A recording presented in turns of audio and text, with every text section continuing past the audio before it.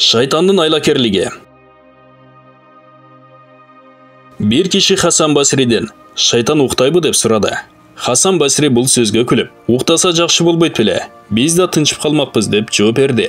Демек мумун пенде андан котула албайт. Анын айла амалынын таасирин гана жогото алат. Алланын элчиси саллаллаху алейхи вассалам сапарда төөнү тизгиндегендей, мумун да шайтанды тизгиндейт деген. Кайс бин Хаджаж айтат: "Шайтан, мен сенин жаныңа кутурган төөдөй келген элем, азыр чымчыктай болуп калдым" дейт. Мен эмнеге деп сурадым. Ал күнөөгө батырыш үчүн ар кандай амал менен азгырсам да, сен Алла Тааланы эстеп, мен көрсөткөн жолдон баш тартасың. Мени ушундайча солутуп түгөттүң. Таква кишилерге шайтандын азгырыгынан өзүң коргош оңой. Абдулла бин Масуд радиаллаху анху баяндайт: "Bir күнү Алланын элчиси саллаллаху алейхи вассалам бир сызык сызып, бул Алланын жолу" деди. Анан ал сызыктын оң жак сол жагына дагы бирден сызык сызып, булар да жол. Бул жолдордун эки жагында жолоочуларды чакырып отурган шайтандар бар деп айтты да. Бул менин туура жолум. Ушуну гана ээрчигиле. Буга каршы келген башка жолдорду ээрчибегиле. Болбосо силерди анын жолунан адаштырып коет. Такыба болорсуңар деп Алла силерге ушуларды буйурду деген маанидеги аятты окуду.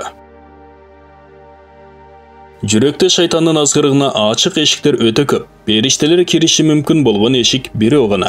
Жүрөк ушундай болгондуктан адам баласы караңгы түндө каяка жүрөрүн билбей карайлап чөл жолунда адашкан жолоочуга окшош. Андай жерде жол табуу көзү өткүр кишилерге гана насип болот. Курандан жана пайгамбарыбыздын саллаллаху алейхи вассалам хадистеринен үйрөнгөн илимдер болсо, жолго жарык чачкан күн нурундай. Пайгамбарыбыздан саллаллаху алейхи вассалам бир окуя риваят кылынат.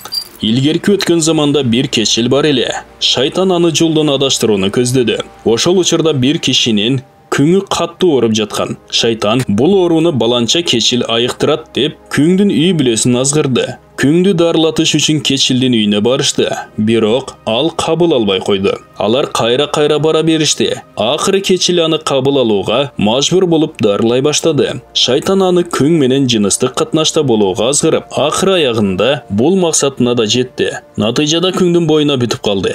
Анан шайтан кечилди: "Сен муну өлтүрүшүң керек. Эгер өлтүрбесең эртең элге жайылып, жер карап каласың. Андан көрө азыр аны өлтүр. Үй бүлөсүнө болсо өзү өлүп калды деп коесуң" деп азгырды. Кечил шайтандын айтканындай жасады. Ошондо шайтан күң аялдын үй бүлөсүнө барып, "Кечил силердин кызыңар менен жыныстык катнаш кылып, анан аны өлтүрүп салды" деди. Алар келип иштин жайын билгенден кийин кечилге кол салышты. Ошондо шайтан кечилге бетме-бет келип: "Бул иштердин баарын мен сени азгыруу аркылуу кылдым. Кааласаң сени куткарып калышым мүмкүн. Бирок оболу мага 2 жолу сажда кылышың керек" дейт. Кечил шайтанга сажда кылат. Ошондо шайтан аны карап туруп: "Мен сенден узакмын. Мен сени тааныбайм. Сени менен эч кандай байланышым жок" деп четке чыга берди. Алла Таала Куранда мына ушул акыйкатты, башкача айтканда шайтан оболу азгырып, жолдон чыгарып анан четке чыга берерин билдирген. Шайтан сыяктуу, себеби ал адамга капыр бол дейт. Капыр болгон соң ал: "Мен сенден алысмын. Мен аламдардын эгеси болгон Алладан коркумун" дейт. Иблис имам Шафиден "Мени каалагандай жаратып, каалагандай колдонгон жаратуучу тууралуу кандай ойлойсуң? Ал кааласа мени бейишке, кааласа тозокко киргизет. Бул адилеттүүлүкпү же адилетсиздикпи" деп сурайт. Имам Шафи ойлонуп туруп: "Эй, сен кандайсың мен билбейм. Бирок билип кой. Эгер сен каалаганың үчүн сени жаратса, сага адилетсиздик кылган болот эле.